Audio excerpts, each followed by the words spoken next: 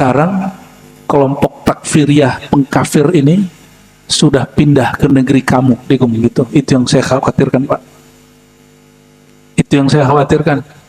Kelompok takfiri ini sudah masuk ke negeri kita dan mereka menguasai sosial media. Cuma nanti karena beda faham dalam pergerakan, dalam bab syiar-syiar keagamaan, kita nanti dituduh kafir. Ya. Nah, kabar buruk yang kemarin yang saya dengar ya waktu haji itu cuma terobati. Karena sang guru ngomong gini kepada saya, apakah beliau lagi ekstase atau sedang sadar? Apa kata dia? Al-wali al-kutub al-ghaus fi baladikum. Pemimpin para aulia sekarang berada di negeri kalian. Itu ngomongan beliau. Itu langsung yang tadinya kita gelisah, langsung kayak dapat air hujan dari langit, rasanya sejuk lagi. Oh, berarti Allah itu jika ingin kasih hadiah buat satu umat, satu negeri, diberi ujian juga besar di sana. Jadi tentara Dajjalnya juga kenceng Pak di sini, karena wali besarnya juga banyak muncul dari negeri ini ya. Semoga kabar itu bisa kita pahami dengan baik. Nah, dosa itu ada dua, kabirah dan saghirah. Dosa besar, dosa kecil.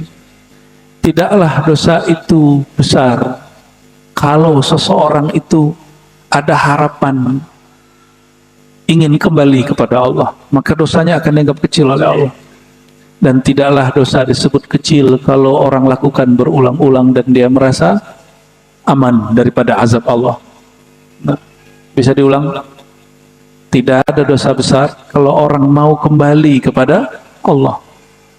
Itu Allah sendiri yang berkalam, wahai Bani Adam, seandainya dosamu ya menjulang tinggi hatta ananas sama, sampai menjulang ke langit, tapi kalau kalian datang kepadaku ya, bertobat kepadaku, atubu alaik, aghfirullah, aku ampuni kalian. Itu Allah sendiri yang berkalam.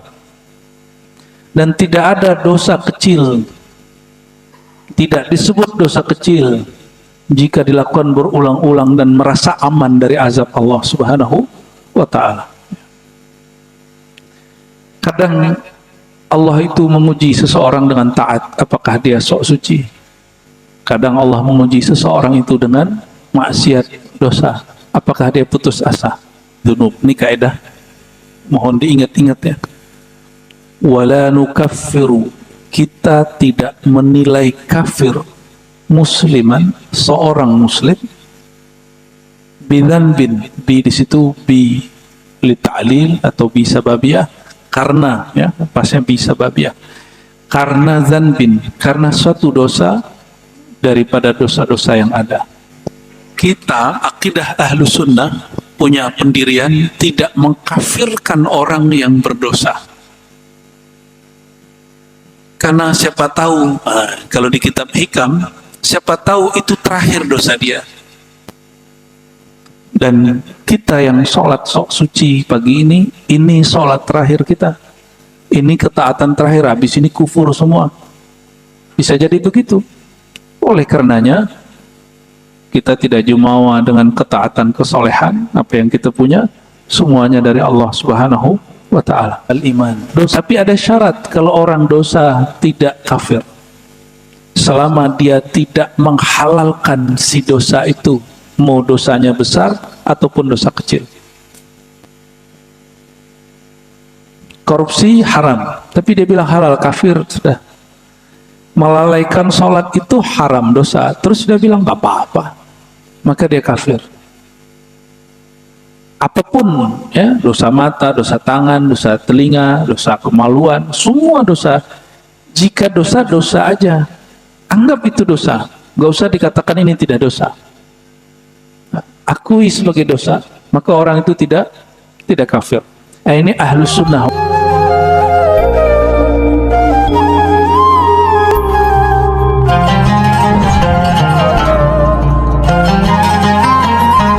Fikih besar, sedangkan fikih yang berkaitan dengan hukum ibadah, berkaitan dengan hukum muamalat, disebut dengan fikih asghar, fikih kecil ya.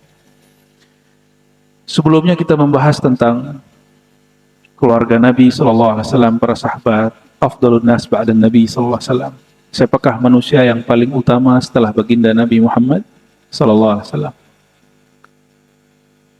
Perbedaan hakiki antara ahlus sunnah, kita ahlus sunnah, dengan di luar ahlus sunnah satu saja. Kita mencintai para sahabat Nabi dan menghormati keluarga Nabi dan zuriat Nabi SAW bersamaan. Perbedaannya dengan kelompok lain, terutama Syiah Rafidah, mereka cinta sedikit saja dari sahabat Nabi dan lebih mencintai keluarga zuriat Nabi Muhammad sallallahu alaihi wasallam. Itu bedanya. Dan mereka tidak mencintai sahabat Nabi kecuali hanya beberapa saja. Hanya beberapa saja. Enggak nyampe 10 sahabat Nabi yang mereka suka. Selebihnya mereka benci, ya. Maka jika ada orang mencintai Sayyidina Ali, belum tentu dia Syiah.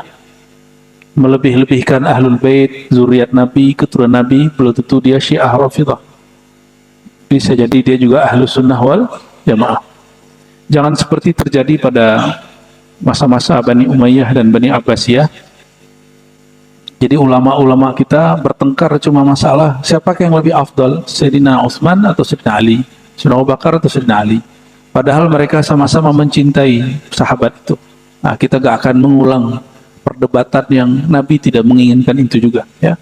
Cukup kita katakan sahabat radhiyallahu taala anhum, kita cinta kepada semua mereka dan kita hormat kepada semua ahlul bait, zuriat Nabi sampai hari ini, ya.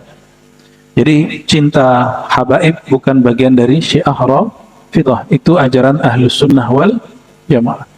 Namun perlu diingat, hari ini sampai detik ini di Indonesia saya nggak tahu motif apa, ada mulai gerakan-gerakan tidak mempercayai, bukan lagi benci, tidak mempercayai ada Ahlul Bait, zuriat Nabi Muhammad SAW. Ya, itu urusan mereka. Tapi bagi saya, mau keturunan Wali Songo, mau keturunan wali-wali Hadramaut, zuriat Nabi, bagi saya sama semua. Jika betul mereka punya nasab kepada baginda Nabi Muhammad SAW, kita hormat kepada mereka, ya. Baik, sekarang kita masuk ke tema baru, al-iman wartikabudz dzunub. Iman dan statusnya apabila seseorang melakukan dosa. Ada di antara kita yang nggak berdosa? Ada yang nggak dosa? Nah, maka ini salah satu materi wajib dalam ilmu aqidah. Salah satu materi yang boleh disebut urgen sekali dibahas dalam bab akidah, ya. Sebelumnya mari kita bacakan Al-Fatihah untuk diri kita masing-masing, untuk guru-guru, orang tua, sahabat-sahabat, para pejuang-pejuang Islam dimanapun berada di negeri ini, wabil khusus di negeri yang sedang konflik, di negeri Palestina, Sudan, Suriah, Yaman dan banyak tempat, ya, cuma kurang diekspos. Mari kita bacakan surah Al-Fatihah. Bismillahirrahmanirrahim. Ya na'budu wa nasta'in siratal ladzina an'amta 'alaihim ghairil maghdubi 'alaihim waladdallin.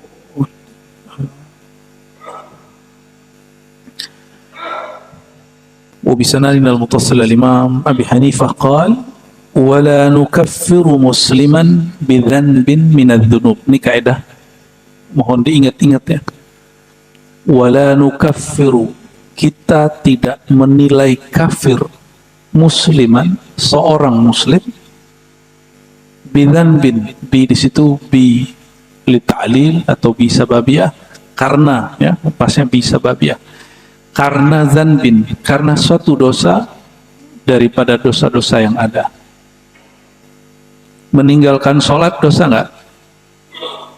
Dosa? Oke. Ada seorang muslim meninggalkan sholat? Pagi ini ada? Ada. Minum khamar, minum tua, haram nggak?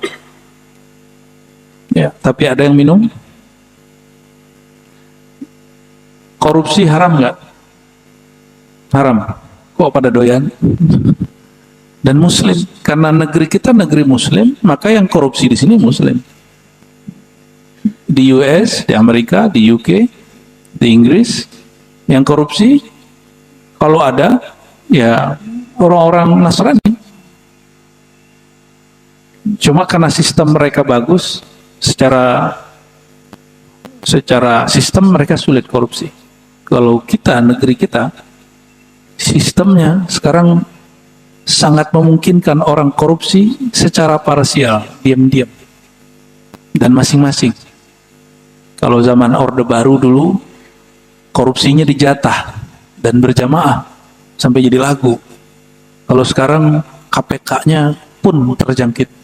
Kita doakan negeri kita yang sedang sakit ini, Allah sembuhkan dari penyakit-penyakit itu. Amin ya rabbal alamin. Al-Fatihah. Bismillahirrahmanirrahim.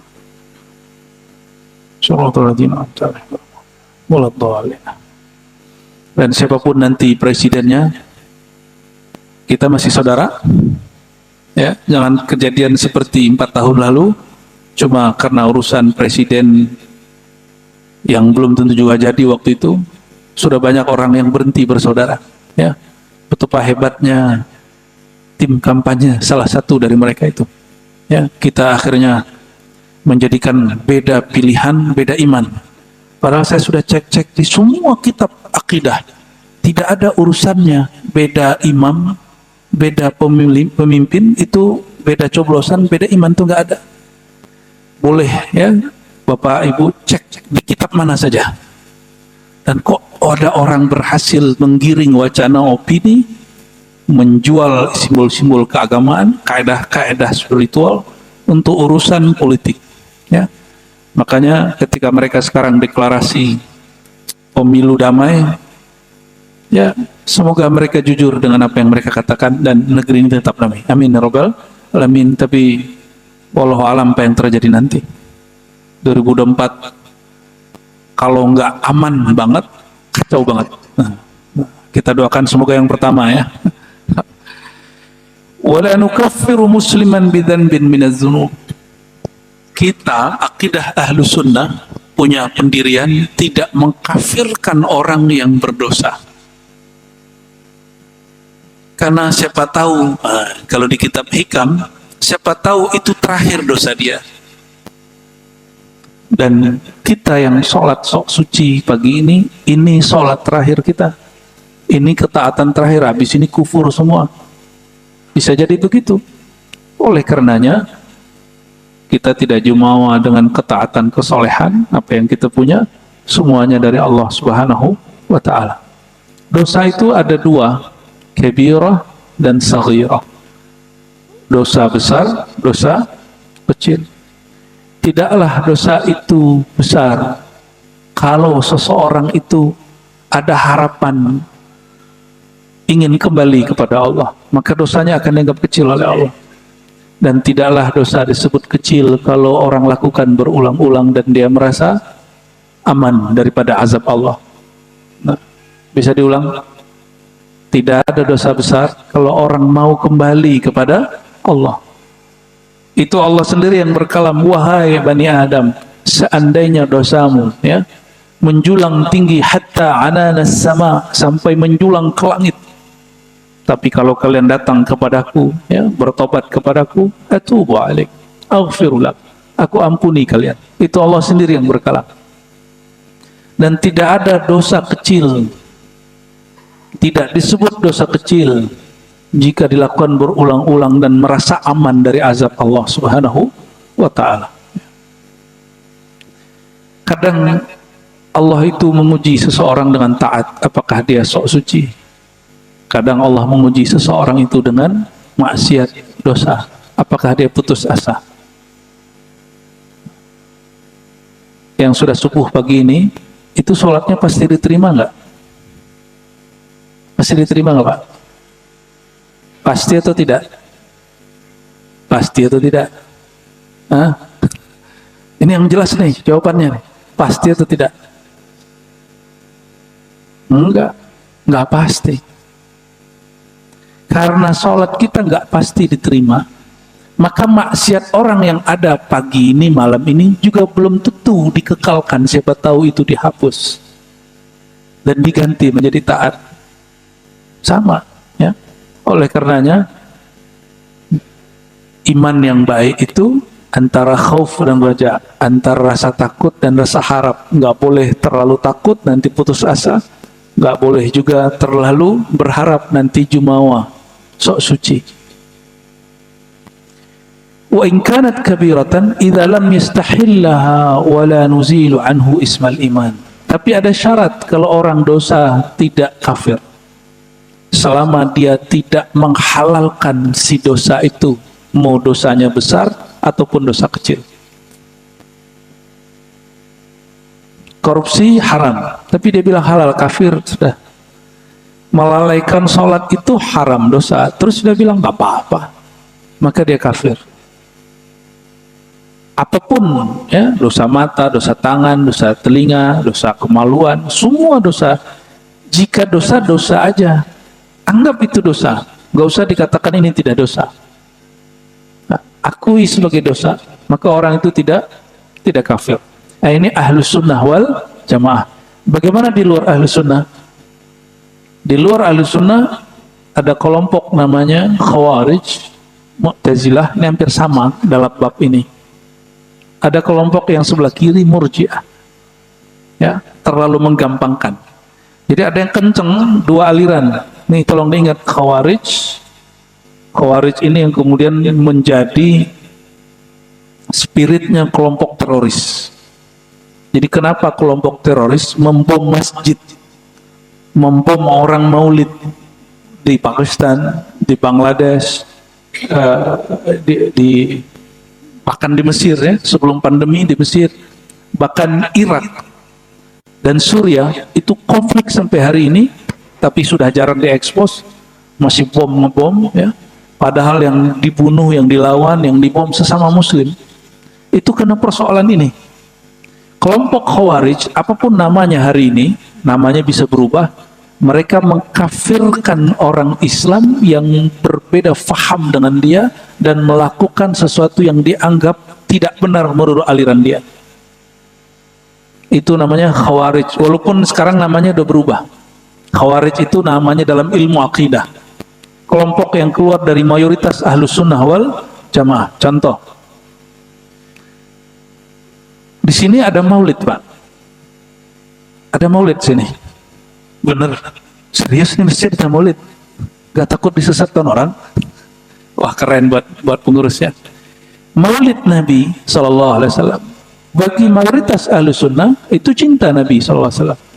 Tapi bagi kelompok takfiri, pengkafir, maulid itu disebut sama dengan merayakan Natal, maka dia dosa besar. Apa kelompoknya? Ya, ternyata kelompoknya yang kita impor sering dari Saudi. Ternyata Saudi pun sudah membuang kelompok ini. Terakhir saya waktu haji, saya ketemu guru saya di sana, yang orang Mekah, ya, ngajar di Mekah. Apa kata dia?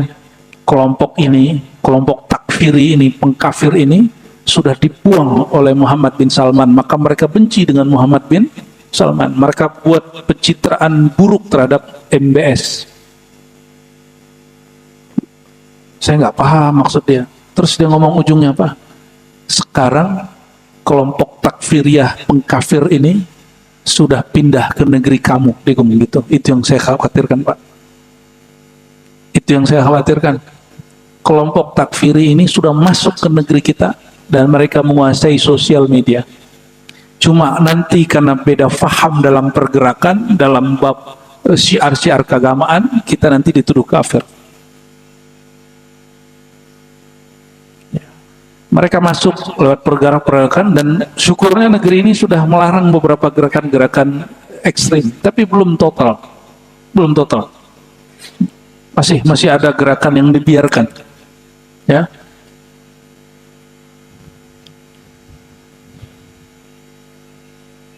Kelompok apa sebutannya? Takfiri, pengkafir.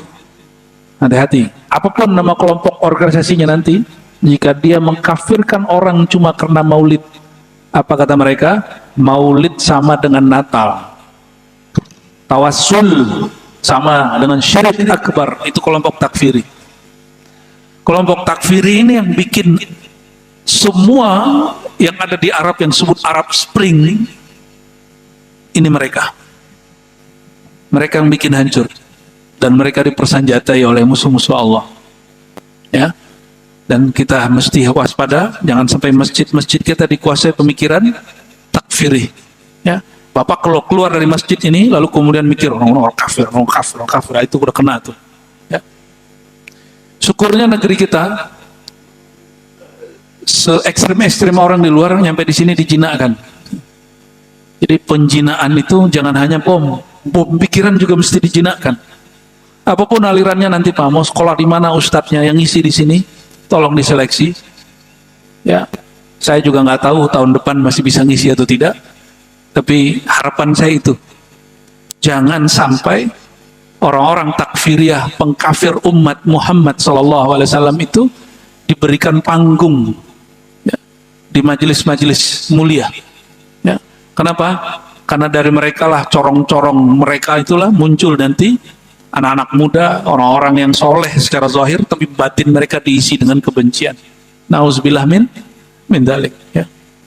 Nah, kabar buruk yang kemarin yang saya dengar ya waktu haji itu cuma terobati karena sang guru ngomong gini kepada saya, apakah beliau lagi ekstase atau sedang sadar? Apa kata dia? Al-wali al-kutub al-ghaus fi baladikum. Pemimpin para aulia sekarang berada di negeri kalian. Itu ngomongan beliau.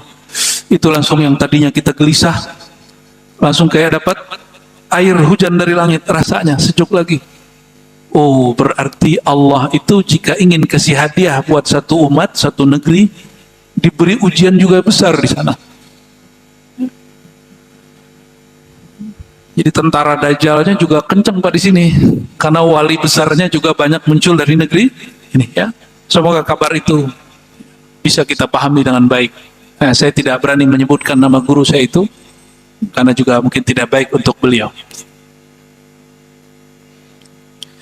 Jadi kelompok takfiri dulu namanya Khawarij.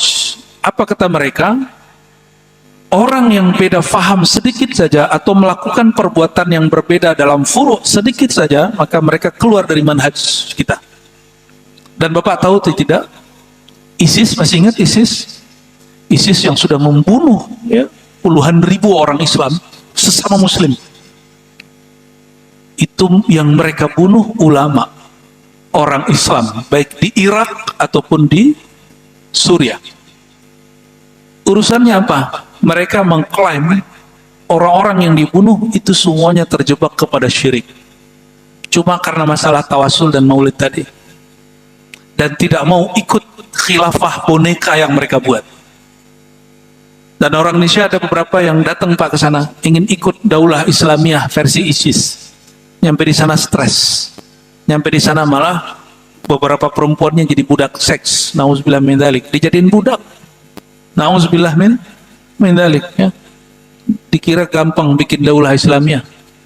Bikin daulah Islamiyah akhir zaman tidak boleh atas nama kebencian.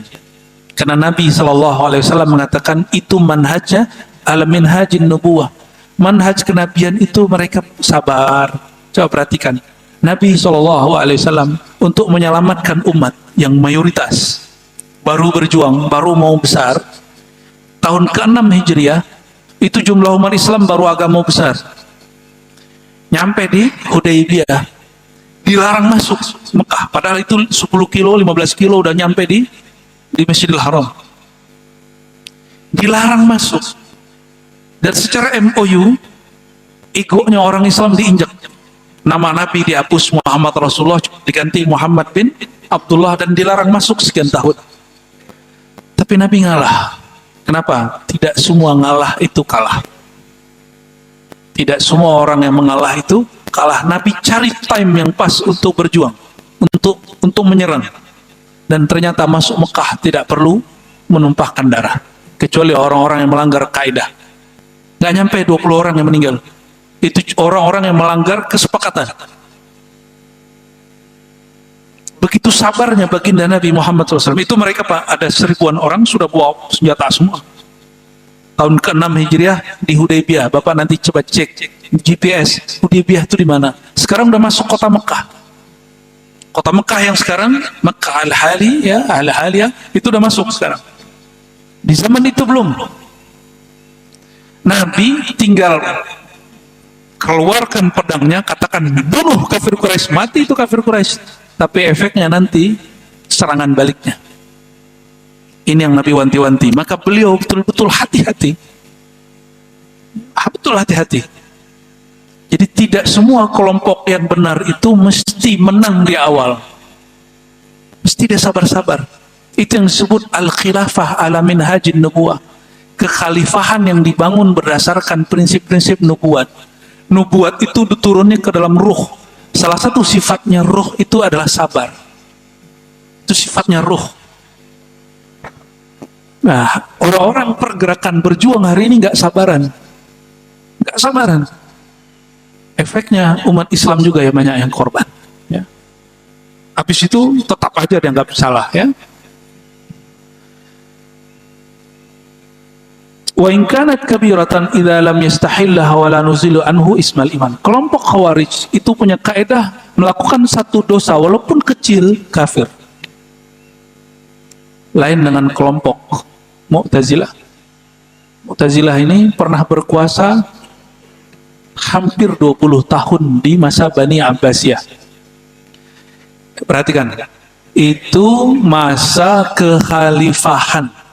Maka kekhalifahan yang pernah ada setelah kekhalifahan Sayyidina Ali, Abu Bakar, Umar, Utsman, Ali, tidak semuanya kekhalifahan mereka itu sesuai dengan khilafah Nabi Muhammad sallallahu alaihi wasallam. Maka teman-teman, saudara-saudaraku yang mengasihi Allah, saya mencita-citakan khilafah, tapi bukan khilafah Abbasiyah, bukan khilafah Umayyah yang bunuh Sayyidina Al-Husain, bukan khilafah Abbasiyah yang menelanjangi Imam Ahmad bin Hanbal, yang nyiksa ahli hadis, yang gantung ya Imam Ahmad bin Nasr, disalib dia, disalib gak diangkat-angkat 5 tahun Pak.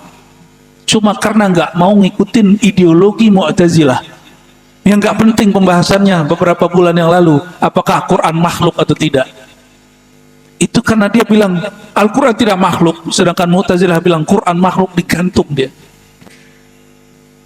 Itu kelompok yang dianggap di kampus ya. Dulu dosen saya bilang ini kelompok rasional, paling logis. Saya kritisi itu dosen. Kalau ini logis dan rasional, kenapa kelompok ini maksain orang ikut dia? Ya, itulah kritik saya kepada penganjur Mu'tazilah di UIN, di semua kampus Islam. Ya, dimulai dari dulu Profesor Harun Nasution dan murid-muridnya sampai hari ini yang mengagumi Mu'tazilah tapi tidak membaca dari buku Mu'tazilah itu sendiri. Ya, saya 7 tahun mengajar ilmu akidah di kampus UIN dan saya keluar ya. Itu kitab Mu'tazilah saya ajarkan terbuka di kampus. Judulnya Syarah Usulul Khamsah. Setebal ini Pak. Salah satu doktrin Mu'tazilah yang diagung-agungkan ajaran rasional, ajaran logis oleh para penganjur-penganjurnya di kampus apa? Mu'tazilah itu kelompok yang mendahulukan akal daripada kitab suci. Bagi saya nggak kagum. Kenapa? Bukan itu. Bahayanya Mu'tazilah apa kata mereka? Seseorang kalau dia mukmin lalu dia melakukan dosa, nih perhatikan, mukmin melakukan dosa, maka dia tidak lagi mukmin tapi juga belum kafir. Mukmin tidak, kafir belum. Paham maksudnya? Posisi ini disebut dengan status antara dua status. Status itu bahasa Arab manzilah. Bainal manzilatain, antara dua status, antara kafir dan mukmin. Tapi dia bukan mukmin lagi, bukan juga kafir, antara itu. Itu yang disebut antara kafir dan mukmin, posisi antara iman dan kufur. Bukan antara surga dan neraka, itu nggak ada. Ya, Mu'tazilah keyakinannya begitu. Coba saya perhatiin lagi. Kelompok yang dianggap paling maju intelektualnya di zaman itu, yang dikagumi di kampus-kampus Islam, kelompok yang mengatakan orang yang melakukan maksiat tidak mukmin tapi juga bukan kafir, tapi disebut dengan fasik, dan mereka khalidan mukhalladan finnar, kekal di dalam neraka. Itu yang dikatakan Mu'tazilah. Coba perhatiin, bandingkan dengan kelompok takfiri tadi, kelompok Khawarij. Apa kata kelompok Khawarij? Pelaku maksiat, pelaku dosa, mereka kafir dan kekal di neraka.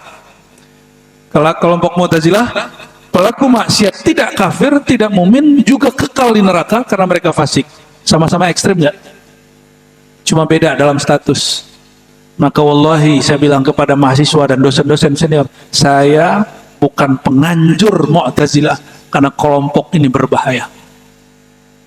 Jadi benarlah ketika kemudian Imam Abul Hasan Al-Asy'ari mengkritisi ayah tirinya, namanya Abu Ali Al-Jubai. Jadi ibu dia meninggal ayahnya, menikah dengan Abu Ali Al-Jubai yang mengatakan kafir, tidak kafir tapi tidak mukmin, pelaku maksiat. Dikritisi sama dia dan kalah debat. Anak tiri mengalahkan debat ayah tirinya. Anak tiri ini bernama Imam Abul Hasan Al-Asy'ari. Maka bernamalah waktu itu kelompok yang mengalahkan Mu'tazilah itu Ahlus Sunnah, jalur Imam Abul Hasan Al-Asy'ari. Disebutlah Asy'ariyah. Siapa guru Imam Asy'ari? Ada beberapa senior kita dari kalangan Nahdiyin itu kurang pas menyebutkan sanad Imam Asy'ari. Dia menyebutkan silsilah Asy'ari ke Mu'tazilah, itu kurang pas. Ya mungkin hafalannya mungkin lupa, salah hafalan gitu. Tidak mengurangi hormat saya kepada beliau, ya, tapi ini tidak benar. Imam Asy'ari berguru kepada Imam Zakaria As-Saji. Zakaria As-Saji berguru kepada murid-murid Imam Syafi'i.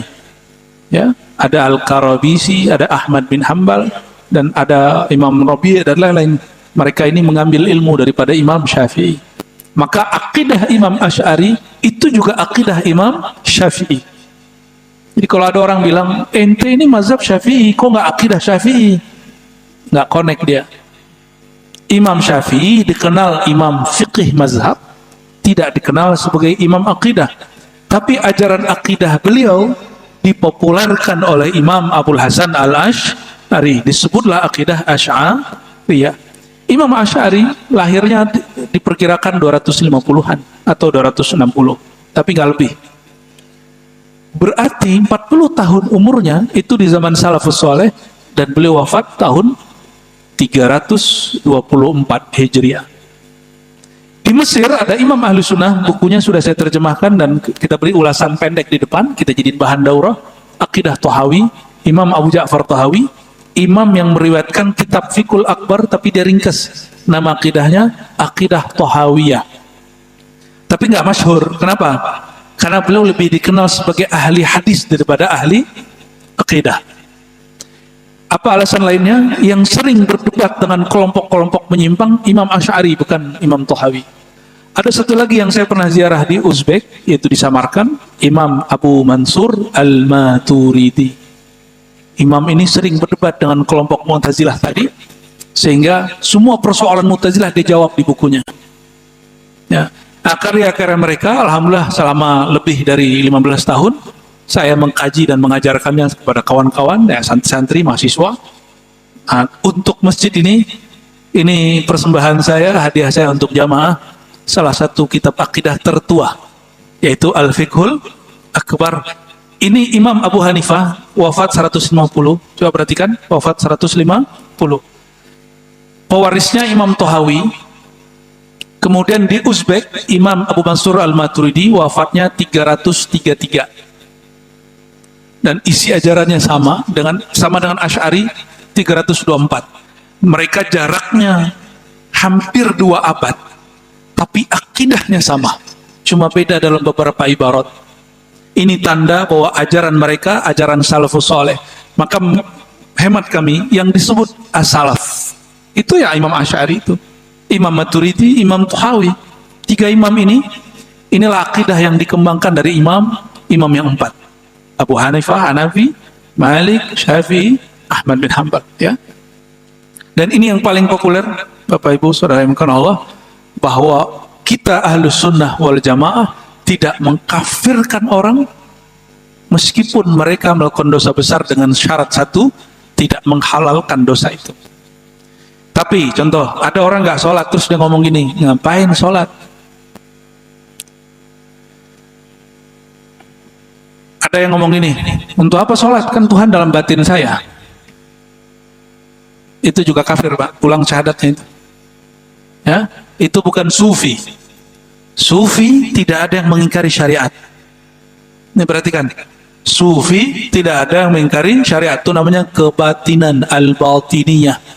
Imam Ghazali nulis kitab judulnya Fadaih al-Batiniyah. Ya, membeberkan kekeliruan-kekeliruan kelompok kebatinan. Nah, salah satu ajaran mereka seperti itu. Gak usah nyembah Allah, sholat gak usah. Kenapa? Tuhan kan dalam dirimu.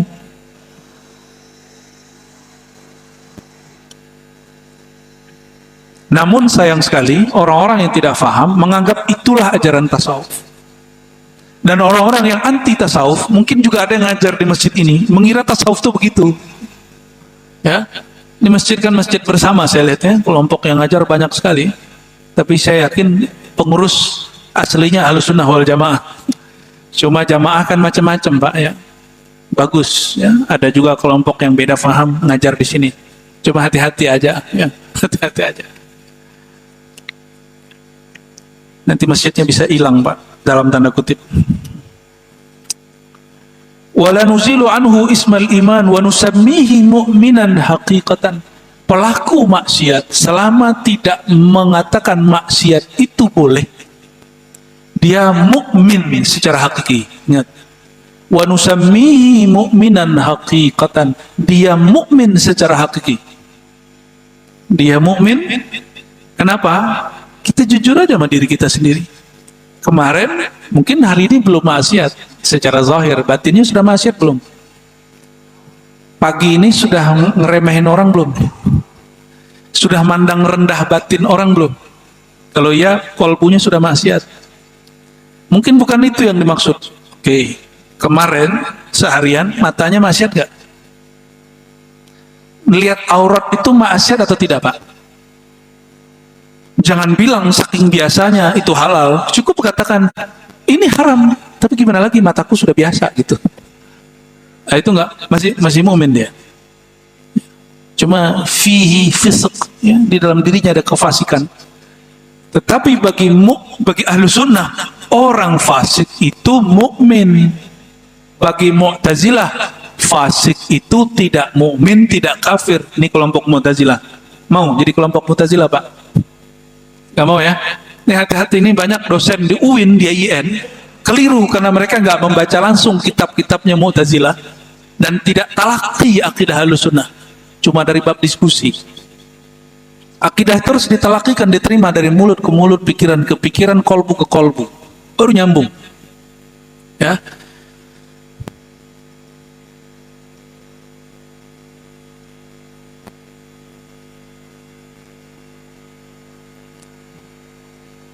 Dan tolong waspada, sekarang muncul takfiri siasi, kelompok yang mengkafirkan umat karena persoalan isu politik.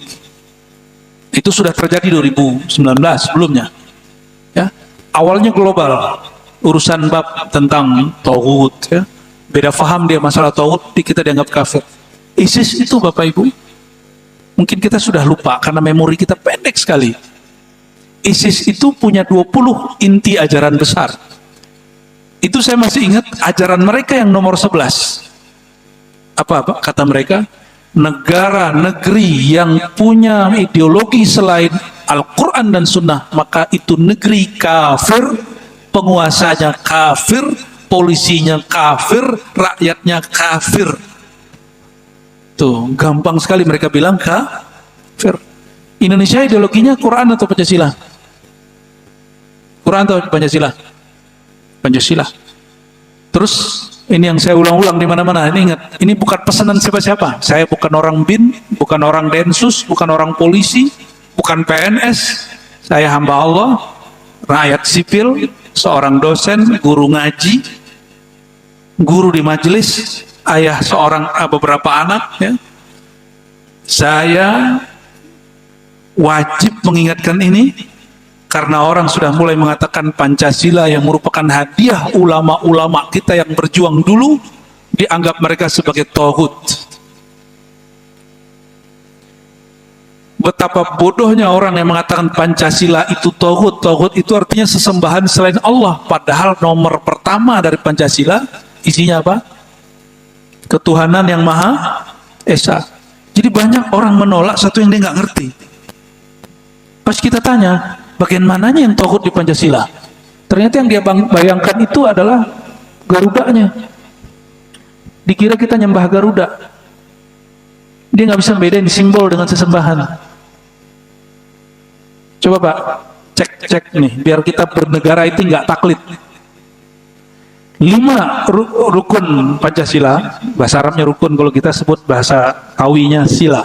Sila 1, 2, 3, 4, 5. Mana di situ yang syirik? Ada nggak?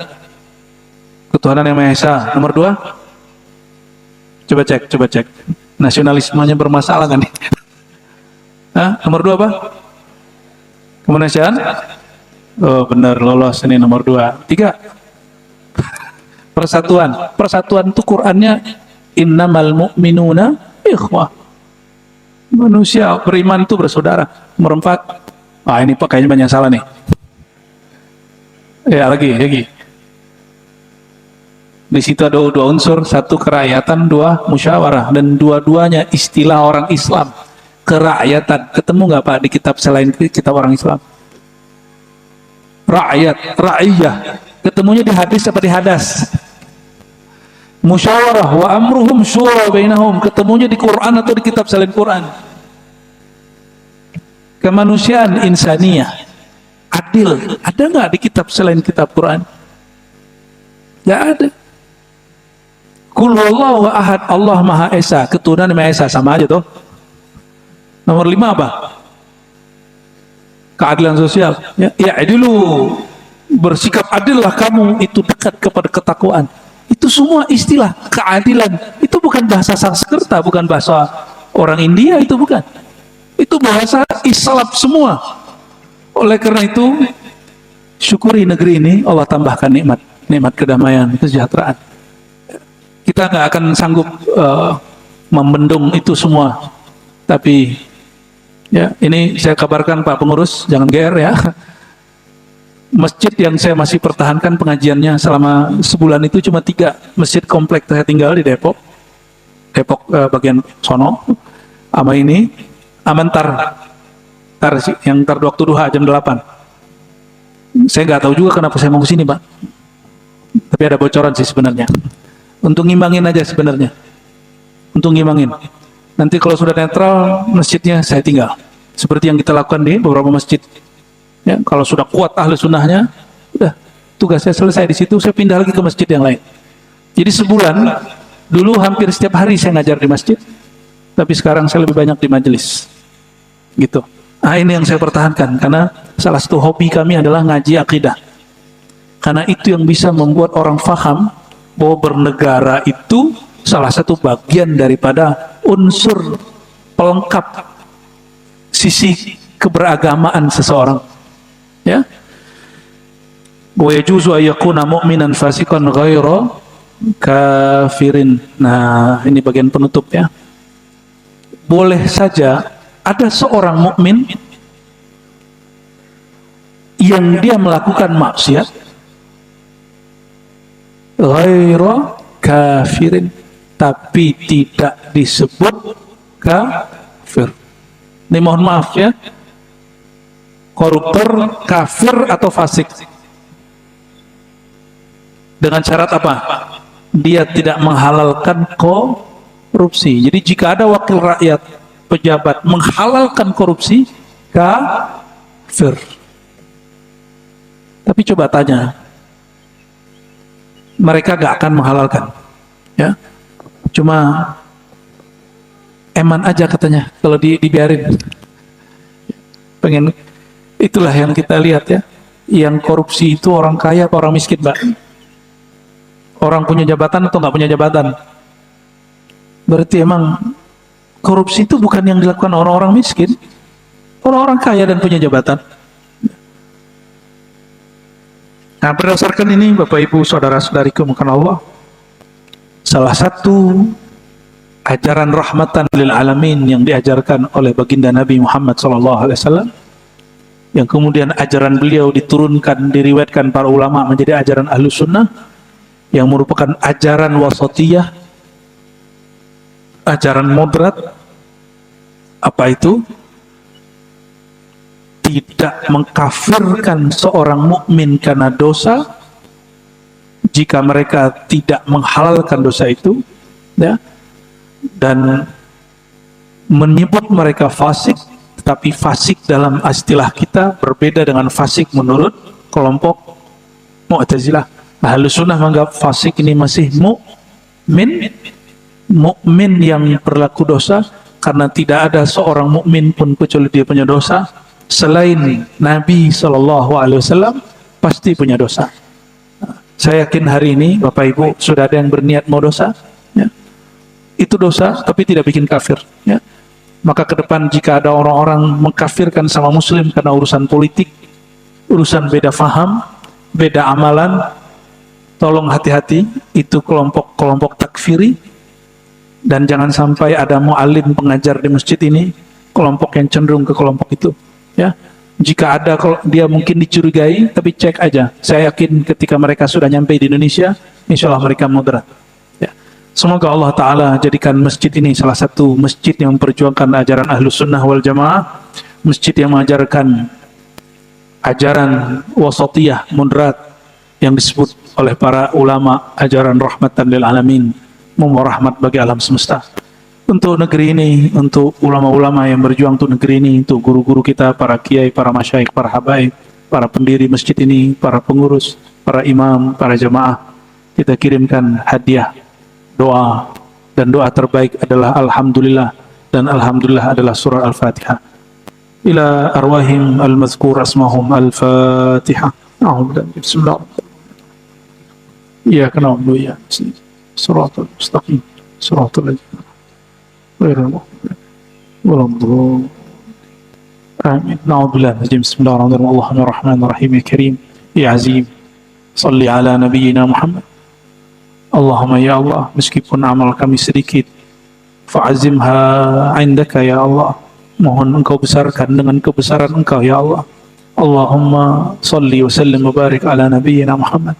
Ya Allah, sampaikan, limpahkanlah salawat dan salam kepada ruhaniah baginda Nabi Muhammad sallallahu alaihi wasallam. Allahumma bika asbahna wa bika amsayna. Ya Allah, kami memasuki waktu pagi ini dengan izin dan rahmat dari Engkau, dan kami nanti memasuki waktu sore juga dengan rahmat dan izin Engkau. Maka ya Allah, jangan lepaskan kami dari rahmat Engkau, jangan lepaskan kami dari kasih sayang Engkau. Allahumma arhamna bitarkil ma'asi.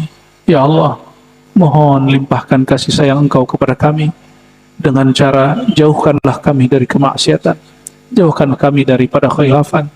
Dan seandainya kami pernah khilaf ya Allah, pernah salah ya Allah, mohon jangan Engkau tutup pintu rahmat-Mu dari kami.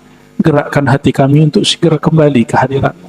Allahumma ya muqallibal qulub, wahai yang mengubah isi hati kami, karakter buruk kami, ubahlah hati kami yang keras menjadi lembut, yang pemarah menjadi penyabar, yang tidak tulus menjadi ikhlas.